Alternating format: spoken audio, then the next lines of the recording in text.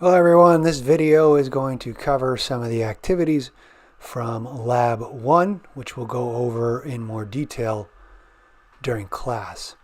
So the last lecture I may have referred to the heart as being medial to the lungs and superior to the liver.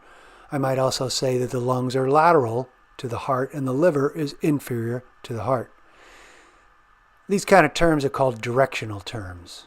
So at the end of all this, when I ask you, where are your eyebrows, instead of saying the eyebrows are on the side of the face to the right and left of the nose and higher than the nose, you would say the eyebrows are lateral and superior to the nose. So these are all terms that we use to describe the relative position between parts of the body.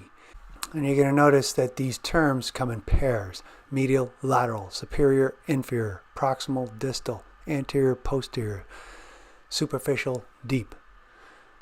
So to start with, there's the midline of your body, dividing the body into left and right. So your nose, your sternum, your belly button are roughly located on the midline of the head and trunk. Moving away from the midline toward the sides of the body is referred to as moving laterally. So your ears are lateral to your eyes, which are lateral to your nose. These terms can also be used on your limbs. For instance, your thumb is lateral to your pinky. More on the limbs in a minute. The second paired terms refer to parts that are above or below each other, superior and inferior. So your nose is superior to your mouth, which is superior to your chin, which is superior to your neck. The next pair of terms are proximal, distal, and for now we're going to confine those terms to the arms and legs. Proximal, in this case, is closer to the point of attachment of a limb to the body trunk. As you move away from the trunk, you'll become more distal. So your fingertips are distal to your elbow, which is distal to your shoulder. So proximal, distal, superior, inferior, medial, lateral, the three very common terms, and there's a few others I'm going to discuss, but you're going to often combine these terms to describe the relative position of an organ, such as the stomach, which is inferior and lateral to the heart, or the thumb, which is lateral and proximal to the pinky. But what if, say, you moved your arm, placed your hand over your heart? Would your thumb still be lateral to your pinky?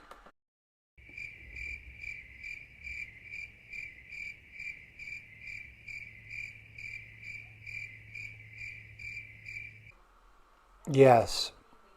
With these directional terms, it is critical to remember that they always refer to the subject in what is called anatomical position. This is basically standing up straight, and the only somewhat unnatural thing to remember about this position is that your palms are facing forward. This is very important to keep in mind as we get on to identifying bones, muscles, blood vessels, and nerves of the forearm. So another important paired term I have already briefly alluded to divides the body into front and back, which we will now refer to as anterior, posterior, also known as ventral and dorsal. These terms, anterior, ventral, posterior, dorsal, are used pretty much completely interchangeably and somewhat randomly, and they're called one versus the other, mostly based on tradition. So earlier I mentioned the brain and spinal cord are located within the so-called dorsal cavity. And you can remember the word dorsal by thinking of a dorsal fin of a shark. And we also talked about the ventral body cavity, which is towards the front of your body. And the last pair I'm going to mention here is superficial and deep, which comes up quite often in terms of layers and muscles and blood vessels. The most superficial region of your body is the skin, and as you go deeper, you're going to pass through successive layers of connective tissue, muscle, and then possibly bone, and then the organs within those body cavities. So that's superficial and deep. And the next subject concerning terminologies concerns sectional views. This figure shows a person cut down the midline, dividing her into left and right to view the internal organization of the body.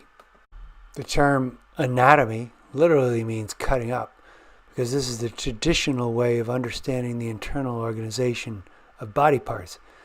Some of these two-dimensional views take some getting used to until you are a little more familiar with the internal structures.